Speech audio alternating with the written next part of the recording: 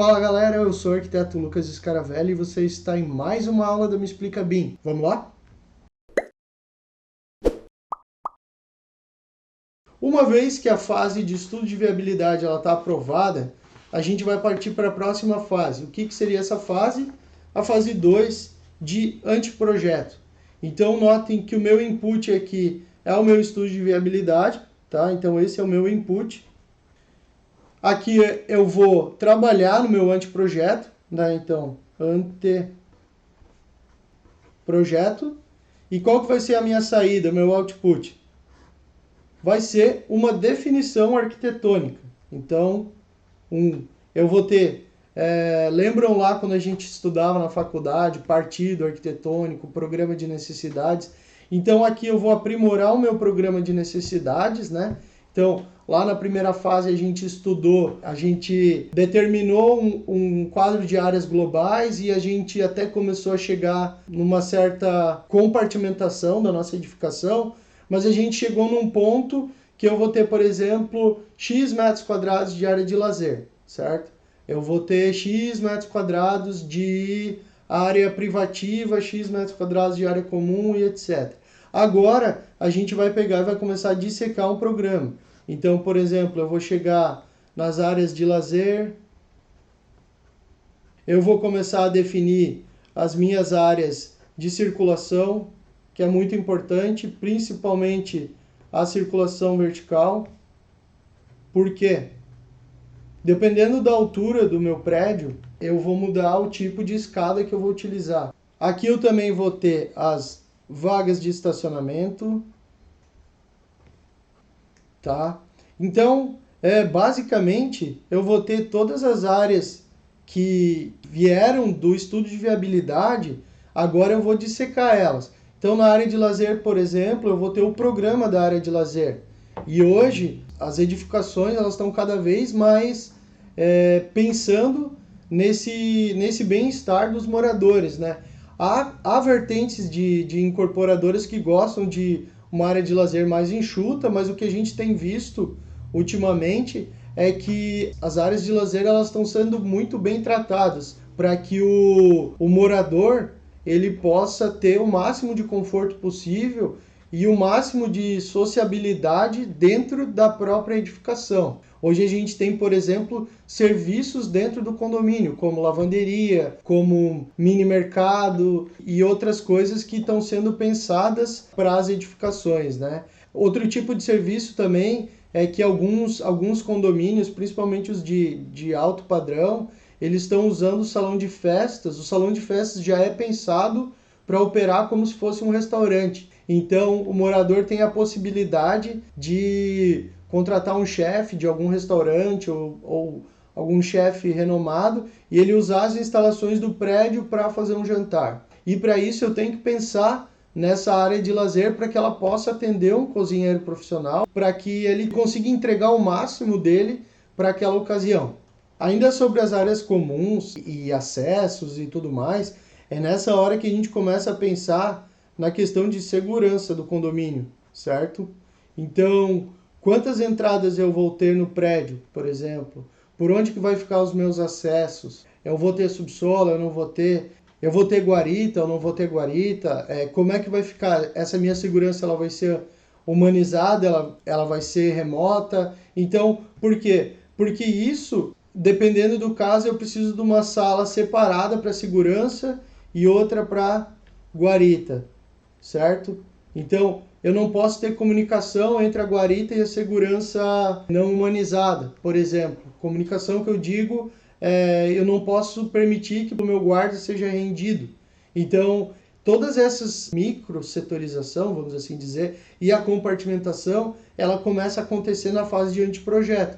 É onde eu pego um volume maior e começo a dividir ele em pequenos volumes que vão se encaixar e vão fazer com que a minha edificação comece a funcionar. Sempre lembrando que esse exemplo que a gente está pegando é um exemplo de edificação vertical residencial, tá?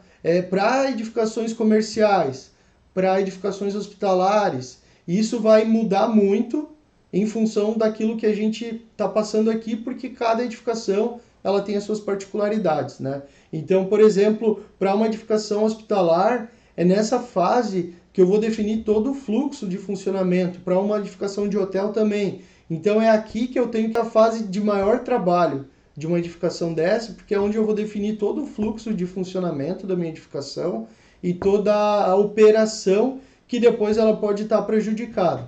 Então vamos lá, voltando, qual que é o meu entregável, né? Qual que é o meu output aqui? Tá? Então o meu output seria a definição do programa. Então, programa, meu programa de necessidades, deixa eu só separar isso aqui, tá? O meu partido arquitetônico, que seria a minha estética da minha edificação. É interessante entender que na incorporação imobiliária, nessa fase, é quando algumas incorporadoras elas têm feito isso, que é uma fase de validação de produto, ou seja, você desenvolve um estudo de viabilidade, ele é viável economicamente, né? E aí você concebe um produto e aí esse produto ele vai para uma validação.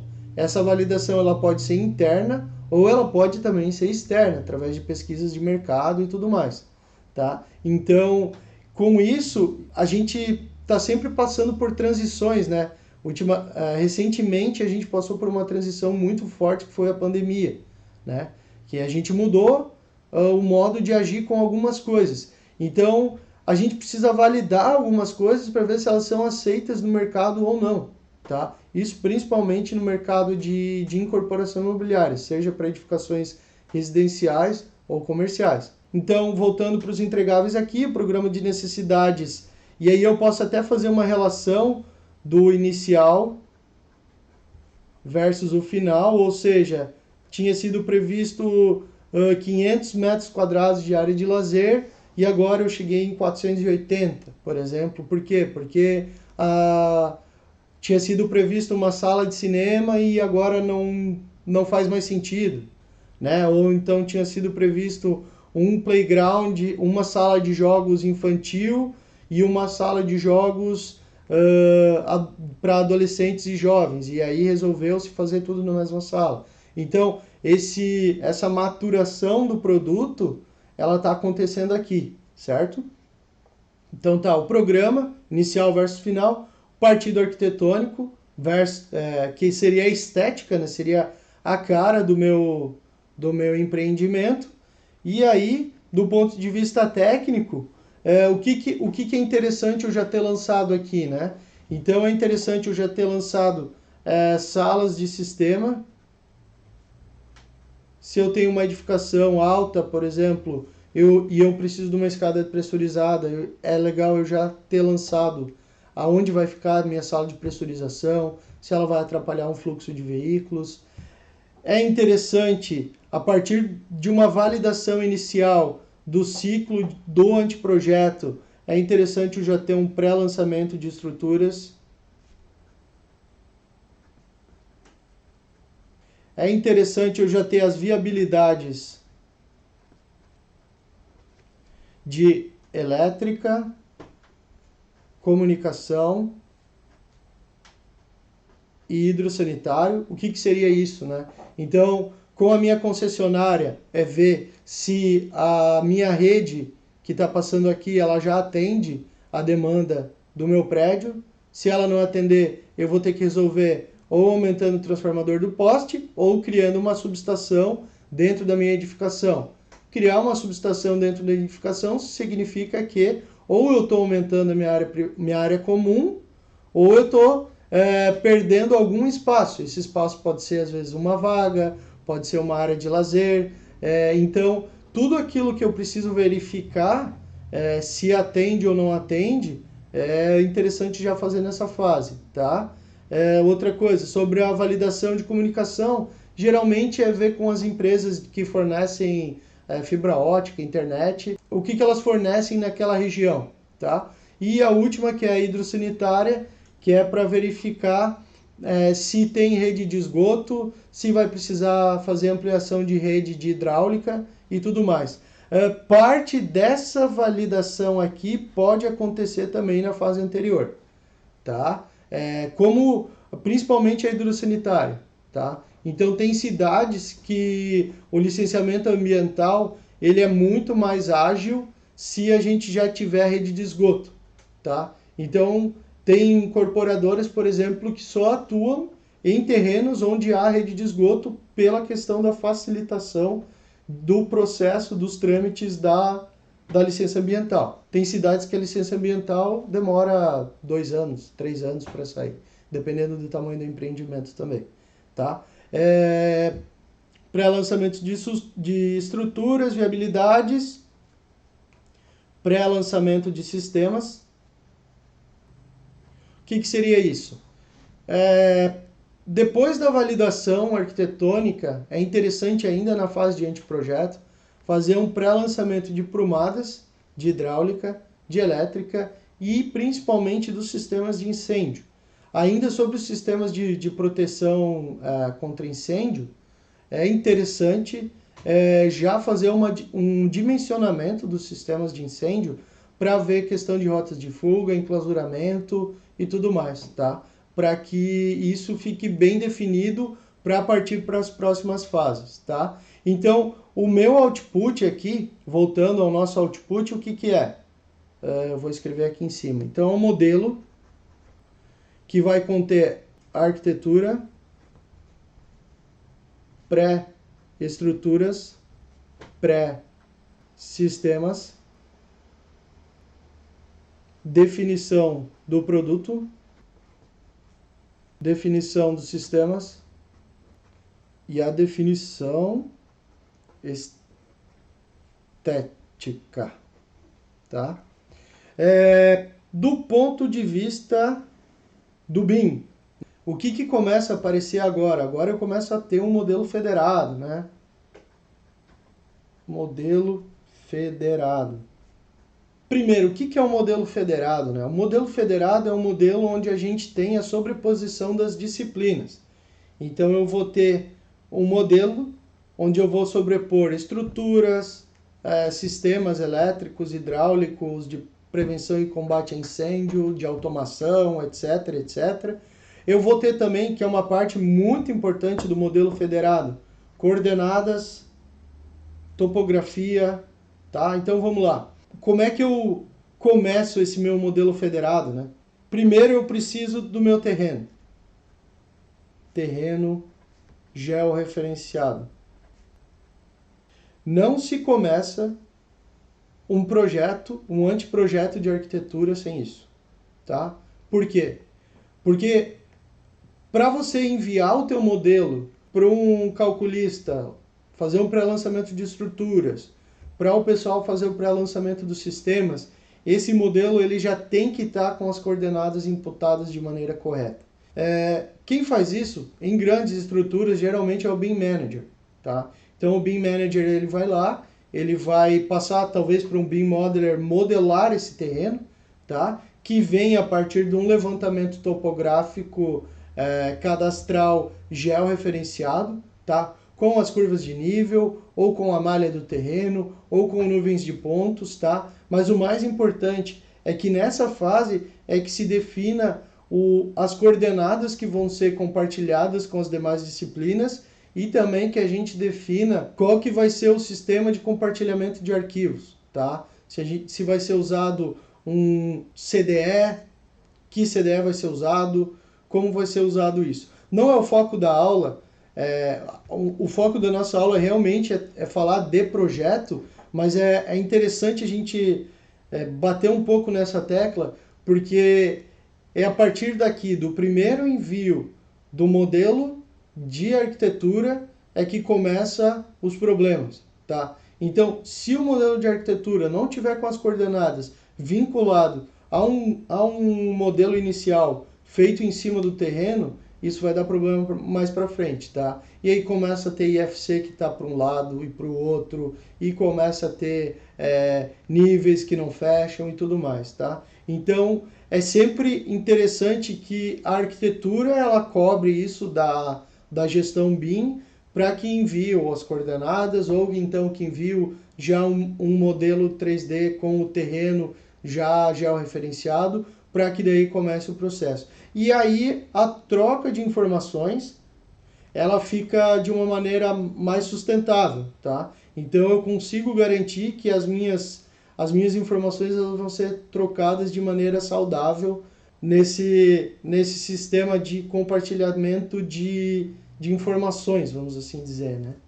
Ainda falando um pouco sobre trocas de informação, é sempre interessante a gente salientar que toda essa troca ela tem que ser mapeada, tem que ter uma gestão de BCF, ou através do BIM 360, ou que não usa o BCF como matriz para troca e gerenciamento de issues. Mas é interessante que todo o BEP, todas as informações BIM necessárias para que a gente comece a trabalhar nisso aqui, elas venham antes. Elas vêm na fase do estudo de viabilidade? Não necessariamente, porque a gente não tá, aqui a gente está falando única e exclusivamente de projeto, de fases de projeto. As fases BIM, elas andam ao lado das fases de projeto, tá? Então, a gente quer mostrar aqui para vocês o que a gente tem que entregar do ponto de vista de projeto, tá? O que é importante realmente a gente entregar. E aí a gente vai dando essas pinceladas do que o BIM e como o BIM ele vai nos ajudar a melhorar essas entregas e fazer com que essa gestão dessa informação seja sustentável e saudável. E aí, voltando então para os nossos entregáveis, né, a gente falou do modelo aqui com a arquitetura e as disciplinas de estrutura e disciplinas complementares. E aí, quais que são os meus entregáveis além do modelo, né? Então, eu tenho que entregar desenhos, né, plantas, imagens, certo? Porque, afinal de contas, eu estou apresentando o meu partido arquitetônico, né? Imagens, vídeos. Hoje a gente tem ferramentas muito ágeis para a gente gerar um material de qualidade, né? Seja tanto para rendering, né, para ArcViz, como para apresentação, né? Então a gente tem ferramentas muito boas, gratuitas, online, para gerar esse tipo de informação. É interessante também que eu entregue dados nessa fase. Então, o aprimoramento dos dados que eu já entreguei na fase de estudo de viabilidade, né? Então, qual que é o resultado daquela informação que foi entregue na fase de estudo de viabilidade e como que ela está se comportando agora, né? Então, as minhas áreas permaneceram as mesmas, eu consegui aumentar a minha área privativa, eu diminuí minha área comum. E também é interessante que eu entregue alguns dados construtivos, como, por exemplo, no meu partido arquitetônico eu decidi usar um brise externo. Então, do que é feito esse brise, né? Como que ele é orçado, em que fase ele vai ser executado, qual que é a necessidade desse brise. Então, eu preciso defender as minhas ideias e também já ter uma noção de como entregar isso para que, se eu não tiver noção do custo disso, para que seja verificado agora, né? Principalmente elementos especiais, para que eu não chegue depois numa fase de projeto executivo e aí a gente nota que aquela solução arquitetônica, a parte estética de fachada ou alguns elementos, eles são muito caros e eles acabam inviabilizando aquela característica estética da minha edificação em si.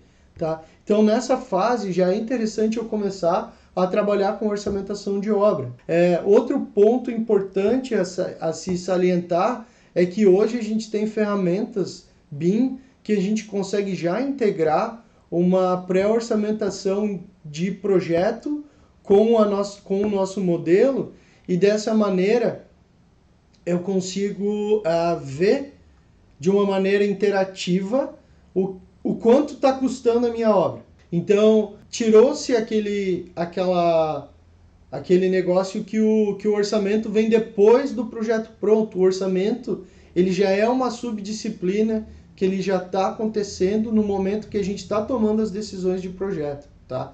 Então, a tecnologia hoje ela avançou a esse ponto que a gente pode trabalhar um orçamento ao nosso lado e não contra nós lá numa fase a posteriori.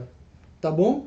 E aí, dessa maneira, então, com uma entrega de modelo, de imagens, desenhos e dados, que aí seria ou tabela ou dados vinculados ao próprio modelo, é que a gente encerra essa fase de anteprojeto, tá? E aí, mais uma coisa que é muito importante falar é sobre a diferença de LOD e LOIN. Até que o Diogo comentou numa dos nossos vídeos que foi lançado recentemente. Às vezes a gente despende muito esforço para deixar o nosso modelo o mais fiel possível à realidade, só que não é o momento. E às vezes não é nem necessário, nem no executivo.